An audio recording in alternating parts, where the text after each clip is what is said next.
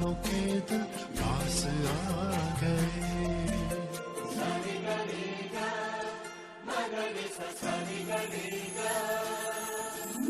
जिंदगी में आज लम्हे खास आ गए, आते आते दोनों के दिल पास आ गए। सबसे पहले आप सभी को मेरा प्यारा सा पहला और छोटू को ढेर सारा प्यार और आशीर्वाद। मैं दीपा स्वागत करती हूँ अपने YouTube channel Deepa Karki blogs में। आई होप सब बढ़िया होंगे, मैं भी एकदम मस्त हूँ। तो गाइज मेरी ब्लॉग की स्टार्टिंग हो रही है मॉर्निंग के 10 बजे से, और हमारा जो घर का रोज़ का काम होता है उसको निपटा के अभी मेरी तैयारी हो गई है घास को जाने की। और मौसम की बात की जाए तो एकदम हल्की हल्की सी धूप है और हल्के से आसमान में भी बादल है। तो एक बार दिखा देती हूँ आज का मौसम आप लोगों को। और नीचे को दिख रहा है ये मेरा खूबसूरत सा गांव। तो मैं घास के लिए आज नीचे की तरफ जा रही हूँ, देखती हूँ कहाँ तक जाती हूँ। तो गाइज आजकल पहाड़ों में घास तो कुछ नहीं है, एकदम पहाड़ सूखे सूखे लग रहे हैं। तो एक बार दिखा देती हूँ आज का मौसम पहाड़ का।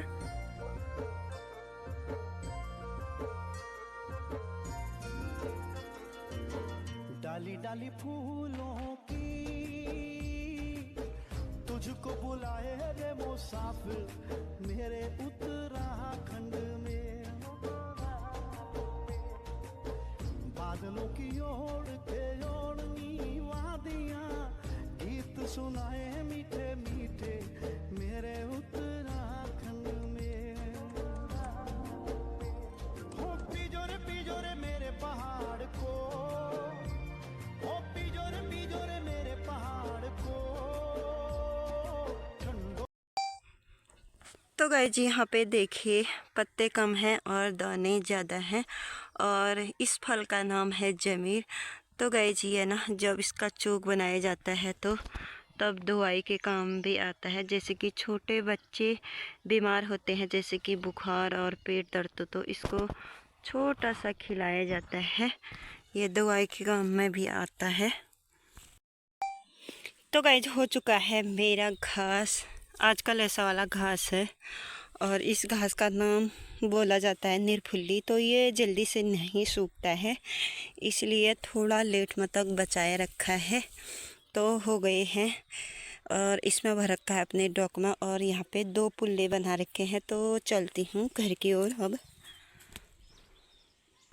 तो गाइज ये है हमारा पूरा प्यारा सा खेत, और 2-3 खेतों में पानी हो गया है मेरा। अब ये बड़ा सा खेत में डाला हुआ है मैंने पानी, और ये पानी ना इतना परेशान कर रहा है, बार बार यहाँ पे ये खुल जा रहा है। यहाँ से जॉइंट किया हुआ है तो अभी यहाँ पे खुल के यहाँ पे तालाब बनी हुई है, और मैं इसको देखने आई हुई हूँ। तो गाइज अभी इतना बड़ा खेत है, आगे को पता नहीं इसमें पानी कितने दिन तक होगा। तो गाइज हमारे यहाँ ना हमारे खेत में ओस बिल्कुल भी नहीं पड़ रही थी, और जब से मैंने अपने खेत में पानी डाला ना तब से हल्की हल्की ओस की बूंदें पड़ी है यहाँ पे, और थोड़ी सी गेहूं में राहत भी मिली हुई है। तो चलो अभी जॉइंट कर देती हूँ ये पाइप जो अभी अभी खुला होगा यहाँ पे। और इतना सारा तालाब ही तालाब भरा हुआ है, और गाइस पता नहीं इसका सिस्टम कुछ और ही होगा, बट मैंने ऐसे जॉइंट कर रखा है तो इसको बार बार खुल जा रहा है और बार बार देखने आना पड़ रहा है। तो अभी लगा लेती हूँ यहाँ पे ये वाला पाइप।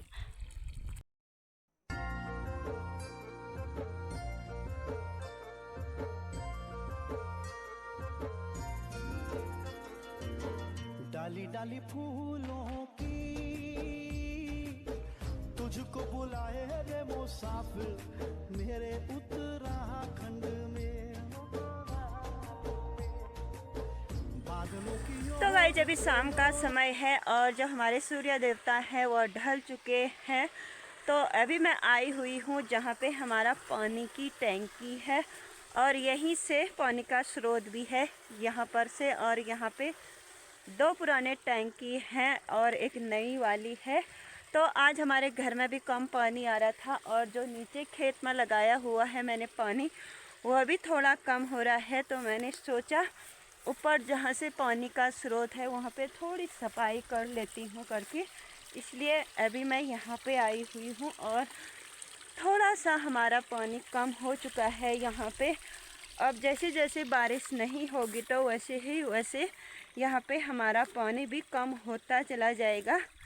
तो अभी तो बहुत महीने हैं और वैसे जेठ के महीने बहुत ही कम हो जाता है हमारा पानी, उससे पहले कंटिन्यू चल जाता है। और यहाँ पे है पानी का स्रोत।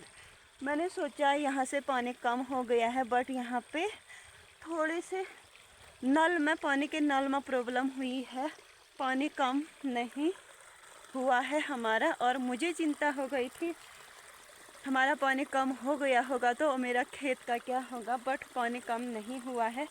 अभी मैं थोड़े से नल को खोलती हूँ। तो गाइज ऊपर को देखो, एकदम सूखी सूखी पहाड़ी है और इन पहाड़ों के ऊपर एकदम चीड़ के पेड़ हैं और नीचे साइड सूखा घास है और इतने बड़े बड़े पत्थर हैं। और इन पहाड़ों को देखकर ऐसा लगता है कि यहाँ पानी का बूंद नहीं होगा, पर यहाँ पे भगवान की देन देखो और हर जगह ऐसे पानी के स्रोत हैं। और जो वहाँ पे बड़ा वाला पत्थर है इसके नीचे से पानी का स्रोत है, वहाँ से यह पानी यहाँ पे निकलता है। और यहाँ पे ये कुदरत की देन ऐसी है कि गर्मियों के सीज़न में ये पानी एकदम ठंडा रहता है और आजकल सर्दियों के सीज़न में एकदम गर्म पानी रहता है, जो नल से हमारा घर तक सुबह सुबह गर्म पानी पहुँच जाता है।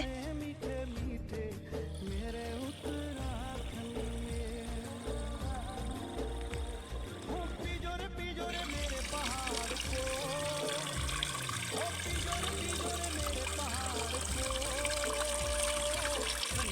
तो गाइस खाना पीना हो चुका है, तो अभी बजे हुए हैं रात के 8 और मैं आ गई हूँ अपने कमरे में। और गाइज एक बात आप लोगों को ज़रूर बताना है मुझे, और ये है मेरे बच्चों के लिए, बच्चों के बारे में।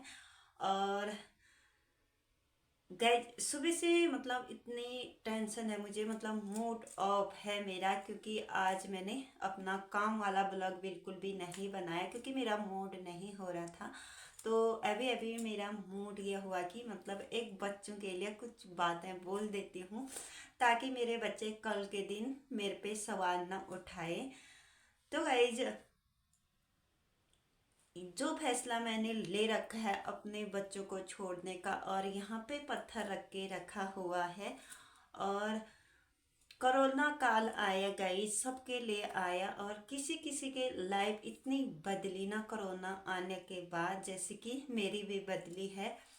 मेरी ऐसे बदली कि मुझे अपने बच्चों को छोड़ना पड़ा। और ये हुआ माँ बाप मतलब भाई बहन ऐसे कोरोना के टाइम पे बहुत सारे बिछड़े।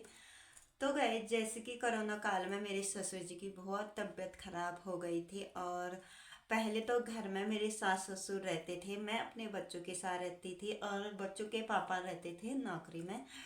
तो गाइज वो करते थे प्राइवेट नौकरी होटल में और अच्छा खासा पैसा कमा भी लेते थे। जो दो बच्चे थे उनको पढ़ाई का पूरा खर्चा उठा रहे थे। तो जैसे ही कोरोना काल हुआ तो वो घर आए, जैसे सब लोग आए। तो उसके बाद घर आए तो उसके बीच में मेरी ससुर जी की बहुत तबीयत खराब हो गई थी। उनकी तबीयत खराब हुई, बहुत ज़्यादा हो गई थी, तब पूरी गाड़ी बंद हो गई थी। तो एक बार पहला लॉकडाउन हो के दूसरी बार खुला तो लेके गए हम हॉस्पिटल में और 3 दिन वहाँ रह के आए। थोड़ा ठीक था, पैर में शुगर था तो वो पैरों से पग जैसा गया था। तो उसके बाद घर आए तो दूसरा लॉकडाउन लग गया था दूसरी बार। तो मतलब 1 महीना घर में रहे ऐसा ही पैर। और हमने घर में थोड़ा साफ किया, उसके बाद बहुत ज़्यादा हो गया था। उसके बाद दूसरा लॉकडाउन खुला तो लेके गए बरेली। तो गए जो वहाँ पे 6 महीने उनका इलाज चला और उसके बाद अच्छे हो गए थे।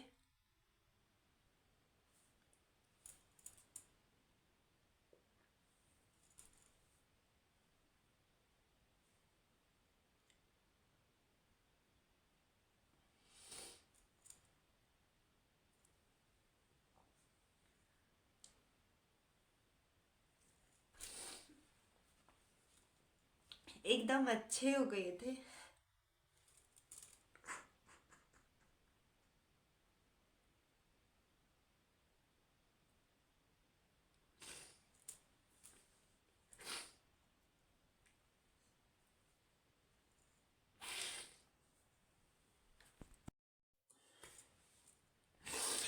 एकदम अच्छे हो गए थे, घर लाने लायक। फिर सोनम के पापा गए वहाँ, मेरी जेठ जेठानी की फैमिली रहती है, तो उनके साथ पूरा इलाज चला और हमसे वीडियो कॉलिंग भी होती थी और फ़ोन में बात भी होती थी। उनका बहुत घर आने का मन हो रहा था, तो सोनम के पापा गए मेरे हस्बैंड लेने के लिए। तो आधे रास्ते तक ठीक थे, बोल रहे थे। घर आए, कुछ नहीं बोले।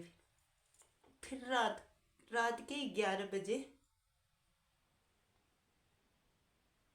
वो चले गए थे।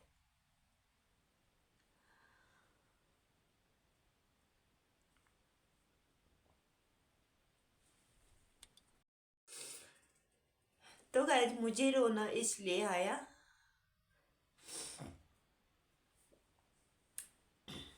तब मेरे ससुर जी से बात हुई, मेरी नहीं हुई। हमारे वहाँ जो आज भी आते हैं वो काम करने वाले आए हुए थे, और मेरे ससुर जी का कॉल आया, उन्होंने बात की। उनसे बोल रहे थे फोन में कि मेरी इतनी छोटी बहू अकेले खेत में काम कर रही है और इसको अकेले काम मत करने देना, तुम आना इसके साथ काम करने के लिए।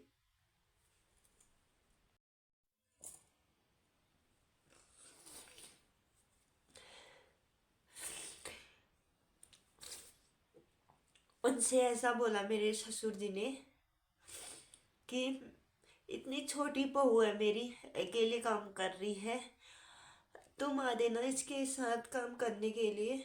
ये इतने बड़े खेतों में अकेले कैसे काम करेगी, ये बोला।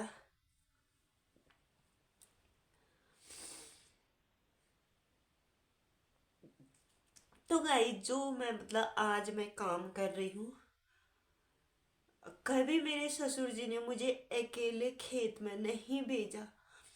चाहे घास काटने के लिए हो, खेत में कुछ काम करने के लिए हो, मैं अकेले जाती थी तो वो मना करते थे। फिर आदमी को बुलाने जाते थे, फिर मैं काम करती थी। जो काम मैं आज अकेले कर रही हूँ वो मैं कभी अकेले काम नहीं करती थी। उसके बाद ससुर जी ऑफ हो गए और मेरी पूरी लाइफ ऐसे चेंज हो गई। लॉकडाउन था, वहाँ से हम बच्चे भी घर आए, पूरा सामान घर आया हमारा। उसके बाद 1 साल तो बच्चे घर में रहे। फिर स्कूल खुला। स्कूल खुलने के बाद मैंने ये फैसला लिया, जो घर था अगर मैं आज अपने बच्चों के साथ होती, जो हमारा ये खेत है वो पूरा बंजर होता, पूरा ऐसे नहीं रहता जैसे पहले था। मैंने सोचा कि मेरे ससुर जी ने आर्मी में जॉब की और घर आके इतने खेत बना रखे हैं, इतना बड़ा मकान बना रखा है, अभी से मैं यहाँ से चली जाती हूँ तो ये पूरा बंजर हो जाएगा। हमारी लाइफ बदली बदली, और ये जो ससुर जी का है वो भी पूरा बदल जाएगा। मैं इसको अभी 2 ही मिनट में बंजर नहीं छोड़ सकती, यह मैंने सोचा। और मैं घर रही अपने बच्चों के साथ, उनके पापा भेज दिए मैंने। और ये सोचा मैंने कि मेरे बच्चे भी पढ़ लिख लेंगे और जो घर है ये भी मेरा ऐसे की ऐसा रहेगा, रह जाएगा, ये सोचा। इसलिए मैंने ये फैसला लिया। और कभी कभी मेरा मन बहुत भारी हो जाता है और मुझे टेंशन रहती है अपने बच्चों की।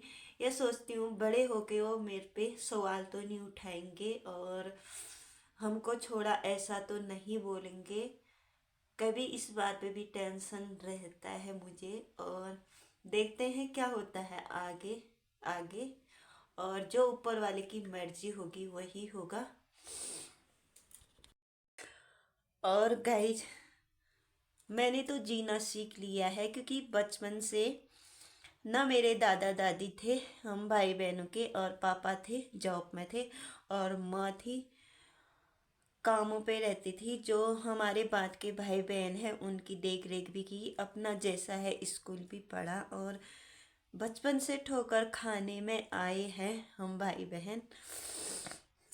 हमें तो हल्के फुल्के दर्द कुछ महसूस भी नहीं होते हैं। तो चलो, ऐसी अपनी बातें करूँगी तो ब्लॉग बहुत बड़ा हो जाएगा, इसलिए आज का ब्लॉग यहीं पे समाप्त करती हूँ।